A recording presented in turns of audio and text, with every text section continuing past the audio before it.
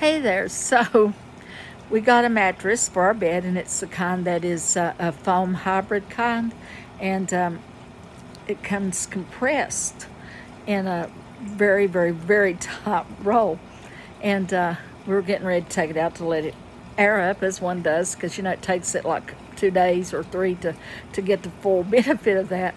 So I told James, it said that you have to be careful when you open it because it really goes all at once. It expands real quickly. Well, we got ready to take it out of the box, and James woke up in a mood. He's the sweetest thing in the world till he gets in one of them moods. And I just try to hide. So anyway, he's in a mood, and he's like over there just banging around on that box. And, I said, I'd like to try to save the box if I can. Well, that ain't going to happen. He was ripping it and roaring and getting it out there.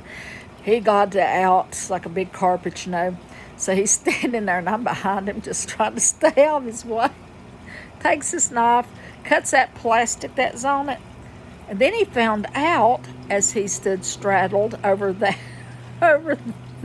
mattress what we meant when I and the people in the Amazon thing there said it opens really, really quickly.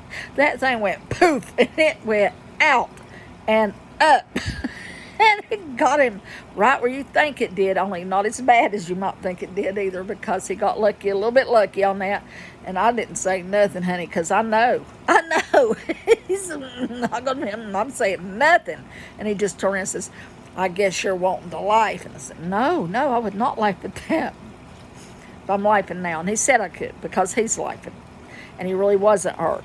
But let me tell you what, that was one scary thing, which leads me to this. I think in life we are given sometimes warning after warning after warning. Don't do that. Don't date that person. Don't stay with that person. Don't spend your money before when you can't afford to spend that money, And I think we're given all these warnings, and we either get in a mood or we don't listen or whatever, and then it comes back and it bites us later. Or in old man James's case, it hits you somewhere you'd rather not be hit. But that's what happens when you're given. I think the universe, God, however, sometimes gives you a little nudge. Don't do that. That's not good for you. Or, don't do that. Don't do that. I feel like I got a warning one time about not to move somewhere a long time ago, and I didn't listen. And I think my lesson was when I pulled out and I hit a car, and I got a ticket for unsafe movement. And that's, yeah, I shouldn't have moved, and I didn't. So, but it took one after the other of increasingly big warnings before, I guess I was able to hear what I needed to hear or what I could have heard and didn't want to hear.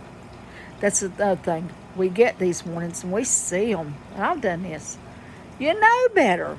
I one time looked at this person and I thought, if I do this thing with this here person, it's going to kill me. And I did it anyway. Sometimes desire overwhelms warning, which comes to maintaining your balance. And sometimes it means maybe it was worth the drama after all. Maybe, who am I going to judge? Maybe it's sometimes, even with the warning, even though you know it's going to end badly, sometimes you just got to do what you got to do.